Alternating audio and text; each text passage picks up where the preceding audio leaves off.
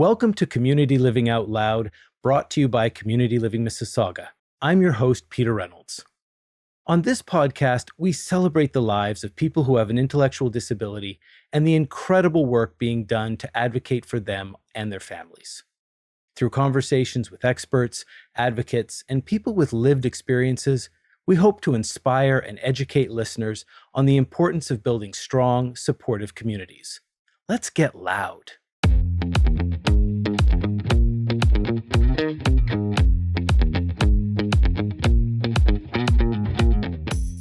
Today, we're diving into Community Living Mississauga's base sites, which provide people who have an intellectual disability with community opportunities to participate in meaningful social, recreational, and leisure activities throughout the day. We'll learn who's eligible to attend, what they can expect throughout the day, and what costs are involved. We'll also explore the value of community integration and why it's critical to Community Living Mississauga that the people they support make their own choices. And someone who has made a choice to join us here today is Steve Farstad, Day Support Manager at Community Living Mississauga. Steve, welcome to the podcast. Thanks for having me, Peter. Glad to be on. Steve, maybe we could start with the most obvious question. What is a base site? Yeah. A base site is really a collection of, there's a kitchen, a cafe area, there's usually a couple sitting areas, some other rooms where we can do different activities. Really everything we would need to be able to do in-house activities at the time that we do that, but also a place for people to gather at the start of the day, place to leave their coats, their backpacks, if they need to, before they head out and enjoy what they're going to do out in the community that day.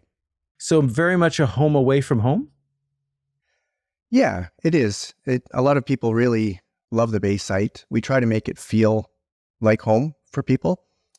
We've got same kind of furniture you'd have in your house, same kind of appliances when we do different cooking classes and things like that, which I'm sure we'll talk about, right?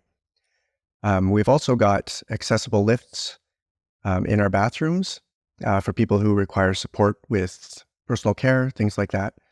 The base sites also have some agency vans as well that we use to support people out in the community. And most of the base sites have vans that are accessible with lifts and ramps, but we also have some non-accessible vehicles as well.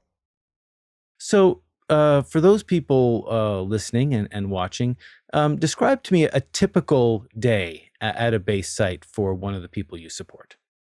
Mm-hmm. So typically people arrive somewhere around 9:30, give or take. And they'll come in, they'll hand their medications to the staff that are greeting them there.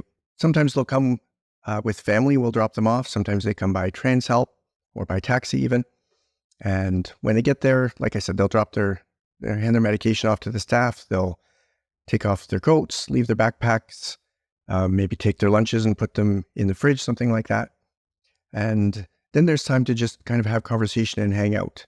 A lot of people will really enjoy this social time, right? And they get to talk to their peers. A lot of people really look forward to seeing people that they only sometimes get to see once a week.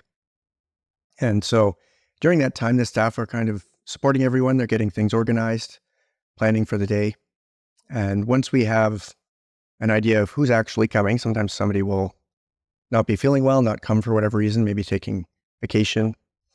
Once we know who's actually there that day, we'll finalize the groups and start to plan out who's going to be going out, what activities they're doing, who will be staying in and what activities they're doing in-house, those sorts of things. And as we're getting ready to go out, the staff will support anyone with personal care as they need. If they need support using the washroom, maybe getting things ready for their lunch. If they're going to be out all day, they'll bring their lunch with them, that sort of thing. And so from there, we try to be out of the doors by 10:30 at the latest, ideally 10 a.m. But you know how it is with sometimes up to 30 people all going in different directions at the same time. It's can be pretty busy. And so what we do is the staff that are supporting the group, they'll know who they're supporting that day. They'll get everyone together, make sure they've got what they need, and they'll head out either in one of the agency vans or in one of their own vehicles. Staff do use their personal vehicles sometimes. And then we'll go out and we'll do things in the community. And sometimes, like I said, it's a half day. Sometimes it's a full day. And if they're out for the day, they'll bring their lunch. They'll have their lunch wherever it is, or maybe do a couple of different things and stop for lunch kind of in between, right? I'm really getting this sense, Steve, of this idea of it being very much a kind of a family environment. And I can only imagine if people are coming to the base site for years, they're really developing strong relationships with both their peers and staff. Yeah, definitely. I know there are some people that really look forward to seeing particular staff that they really have a great rapport with.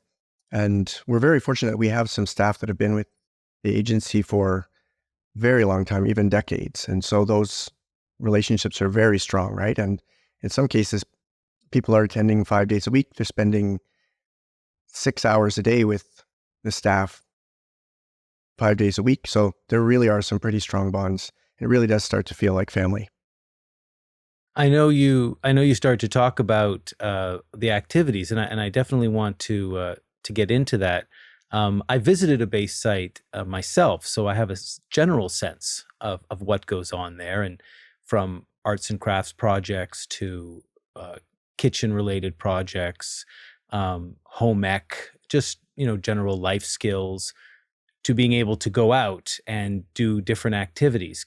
Can you talk a little bit about how that decision process is made and how you decide what activities are going to be done and when? Yeah. So first and foremost, we do the things that people want to do. We want to do the things that people identify either as a goal, an interest, a want. And so we do that. We do a mix of different activities. And a lot of times what will happen is maybe one person wants to go do something in particular, maybe go to the car show, for example, and they'll go with 2 other people in that group.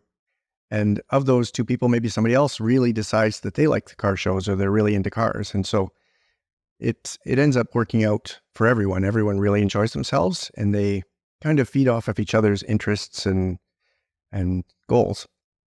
And so kind of taking a step back, when somebody starts at the base site, we do what we call an independent support plan with them.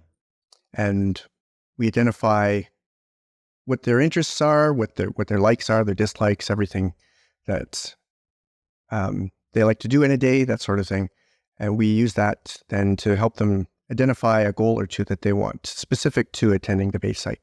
And some people are very, very into something in particular, right? Like cars or comics or something like that. And so we do our best to plan activities around those things that people are interested in. And so the base site supervisors and the staff, they kind of keep their eyes open all the time for different things that are advertised or pop up on their social media feeds, different ads for whatever events are coming up. And so we'll do the research, buy the tickets, make the plans, and have those things in place so that we can map out a schedule. We kind of map a week ahead of time in advance and then adjust as necessary. If we were planning to go, for example, to the auto show and that person wasn't in that day because they weren't feeling well, of course, we'd reschedule that and go at a time when they could go. I can see that being very challenging because, as you were saying, you can have up to 30 people there, all with potentially very differing interests. And you may have someone who's just obsessed with cooking and wants to just learn new recipes and spend time in the kitchen, while another person might be totally into the movies and always wanting to go to the movies. How do you balance those choices so you're not doing 30 different activities? Yeah, that's a great question. It's not just balancing the activities, it's balancing personalities, people's needs, their wants, their support needs. And so the staff they do a great job of planning out so that the groups that are going out together are people that generally get along well with each other. They like to go out as a group. At the same time, we do mix it up. We don't always send the same group of 3 out, but if we know that there's a group of 3 that really gets along well, we'll send them out more often than we would just kind of randomizing the groups, right? Actually, I would say we don't really ever randomize. It's always planned and thought out because we want to make sure that the staff that is able to support everybody, right? We're supporting people that have a variety of support needs and potentially issues that the staff needs to be aware of and monitoring while they're out in the community. And so if the group has 3 people that are all have a tendency to wander off, that really doesn't make for a very good group, right? So at most you want one person that is maybe going to be tempted to kind of follow whatever catches their eye, and the other 2 will stick close to them, that sort of thing, right? And when it comes to interests, like I said, a lot of times people look forward to going to something they've never done before because they've been to other things in the past that they didn't go to in the past, and they found that they really loved it. And so I think over time, as somebody attends the base site, that kind of fear of trying new things really dissipates because they see how much they enjoy trying new things. I thought that's a very interesting point, because you can imagine that in many cases, the person's life might have been somewhat sheltered, and they haven't had the opportunity to do a lot of these things because they simply haven't had the support, or it's never been suggested to them. So that ability to not only do the things that they want to do, but to have that encouragement to try new things, to get outside of their comfort zone, seems like something very worthwhile. Yeah, definitely. And we really do a lot of different things. We'll do, like I mentioned, the auto show. We'll go to ticketed events. We'll go to Blue Jays games in the summer when they have the day games. We'll go and watch the Raptors 905. If the Leafs are practicing during the day, we'll try and catch that.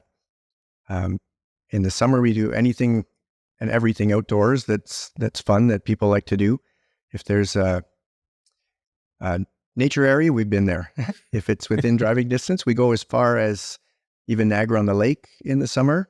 As long as we can get there within about an hour or so, it gives us enough time to really do something meaningful at the other end before we have to turn around and head back to be back for the end of the day. And so there is really a terrific variety of things that people get to participate in when they attend a base site. So it sounds fantastic. Who is eligible to attend the base site? Mm-hmm. So our criteria are that the person needs to be at least 21 years of age, a resident of Mississauga, and vaccinated against COVID-19 currently. That may change in the future, but as of now, that is a requirement of the program. Also, people that are not currently enrolled in school. If somebody's already enrolled in school, or generally if they're working a job or something like that, it's probably that's a priority in their life as opposed to attending a social recreational program. And generally it's, in general terms, people who have exhausted all their other options and services. And just to be clear, this is a Monday to Friday program. Yes, Monday to Friday. Our hours are 9 to 4 generally, Monday to Friday. They really don't vary from that unless, they really don't vary from that. Late pickup? Exceptions are when we have staff meetings. Considering my own son has been in I imagine in kindergarten or in times he's had a late pickup, or there's been those individual situations happen. I can see that being something that might happen on occasion. A quick thought was, so someone is watching this and they're really excited about this idea of the base site and the opportunities it presents. How does someone apply? What is the first step? Mm-hmm. So all of our intake, if you want to call it that, everyone coming into the program is through Developmental Services Ontario. They manage the wait list for all 4 of our base sites now. And that wasn't always the case, but in the summer of 2023, that changed, and now they manage all intake for us. And so the first step really is to contact the DSO, and you can find your local contact through their website, dsontario.ca, and let them know that you or your loved one is interested in day supports, specifically attending a base site, and asked to be placed on the registry. It's not a wait list from what I understand. A traditional wait list is in order of call, but this one is called a registry because there are other factors considered, including the intensity of need for support and the person's current circumstances. So you touched on it a little earlier with the intake process. So once they've been accepted into the program, and walk us through that first meeting, that first interview. What's exactly going on there? So we're currently accepting new participants, and so we're receiving names weekly from the DSO. We had a number of people who, for whatever reason, after we reopened after COVID-19, decided not to return. Some had found other programs, some are doing other things now, and so we have some vacancies open right now. And so the DSO sends us a list of names with their contact information, some files, so that we can do some background research and know a little bit about them before we make that first call. On that first call, we do what we call a pre-screener. We just ask a few questions to make sure that all those criteria that I mentioned are met, that the person meets the age criteria, lives in Mississauga, has their COVID vaccine up to date, that sort of thing. If everything looks good and the other person is still interested and it sounds like a fit, then we'll arrange a tour. Generally, that's within a week or so. And we have the person come, ideally with their loved one or their caregiver, or their support staff. If they're supported residentially by either our agency or another one, they can have somebody come with them. And we'll give them a tour of the base site that really is ideally closest to them, but sometimes we have to make it one of the other base sites that would best meet their needs.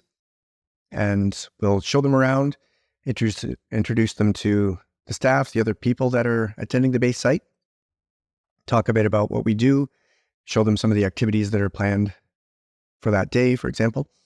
And at the end of that tour, if it looks still like the person's interested, then we have an application form they would complete. From there, it really becomes about just kind of dotting the I's and crossing the T's. So there's a process. We'll determine the start date, send out a welcome package that includes all the information that they would need, some consent forms that we would need back from them, and they would return that to us, and we would get the person started on that day that they were due to start. Is there a cost involved? Yes. So it's $80 per day to attend a base site. And so if somebody has passport funding, generally the base passport funding will cover about 1 day of attendance per week. That said, we do have people that will pay from their own funds, or they'll supplement the passport funding with their own funds so that they can attend more than just the 1 day of a week or whatever their passport funding allows for. Steve, can you define passport funding? Yeah, so passport is a specific pool of funding that people with intellectual disabilities can apply for, and it covers a number of things, one of those being meaningful social recreational activities. And so Baysite is one of the programs that does qualify for to use passport funding towards. I'd like to talk a little bit about this idea of community integration and how that's evolved throughout the years, because you can imagine you have a facility where you can do different activities recreationally, socially, from cooking to arts and crafts to exercise. But there's a real push to make sure that the individuals that you serve, the people that you serve, are getting out into the community. Can you talk about the reason why that's so important to Community Living Mississauga? It is, we really focus on inclusion. We want the people that we support to be fully included as anybody else would be in whatever activity it is that they're doing out in the community. So we've done things, for example, we'll go to the they have cooking classes at like the Loblaws superstores, for example, and we'll support somebody to go there. And we want that person to be treated the same as anybody else who has paid to be there in that class. And sometimes it requires a little bit of work on behalf of the support staff to encourage that facilitator or that chef, whoever's leading that class, to talk directly to the person that we're supporting rather than to the staff. Sometimes they'll tend to speak to the staff rather than the person who's signed up and paid for the class, right? Sometimes it's a little bit of facilitation around helping to explain things to the person that's being supported. And a lot of times it's about really helping the people that are there attending the class see that the person that we're supporting can do the things that they're doing there, and they can participate just like anybody else can, right? And a big piece of the reason that we do it is so that we can educate the public on the value that people have with an intellectual disability, the value they can bring, and to make sure that they see that, hey, this is somebody that I thought maybe couldn't do this, and I'm seeing them do it now. So it causes some, hopefully some change in thought process within people, right? So it's good for the people you support, but it's also good for the community. Yes, absolutely. Yeah. We've also, and I've heard you use the word choice a number of times, and the importance of choice. Again, one can imagine the easiest approach would be, we have everyone in one location. Here are the activities we're going to be doing. You've already planned for it. There are no surprises, but you're not, interested in taking the easy route. You want to make sure to give people as much choice as possible. Can you talk about the importance of that? Yeah, definitely. I think, like you say, it would be easy just to pre-plan groups, go to places that are easy to get to, that are easy to support people in, and easy to manage for the staff. But that's not what it's about. It's about, first and foremost, helping people pick the things they want to do, choose the activities they like to be involved in, select their own goals, identify them, and really give people choice, not just over the big thing, like the activity they're going to do on that day, but let them choose where they want to sit in the van on the way there as much as possible. Let them choose whether they're going to bring their lunch with them or whether they're going to purchase it there or something like that. As much choice as we can give people, we do. So I obviously can hear in your voice that you're very passionate about the work that you do. And I'm wondering if you could just tell us a little bit about why you got into this work and what keeps you passionate every day. I originally was in mental health support services, and we did support people there that have a dual diagnosis, people with a co-occurring mental health issue and an intellectual disability. And so I already had an introduction into developmental services, I guess that way, and really enjoyed working with people. Enjoyed working with everybody, but when it came time to look for something new, I applied at Community Living Mississauga. And actually, I started at Baysite on a maternity leave contract. I did a very brief stint in a Baysite, and I loved it. And that's what got me to stick around. I really got to see how it feels like family, see how much people are respected and how much choice they're given in their lives, right? And so I've kind of woven my way through the agency a little bit. I've done a stint in residential support, and now I'm back in Baysite. I'm really loving it. Fantastic. Any final thoughts?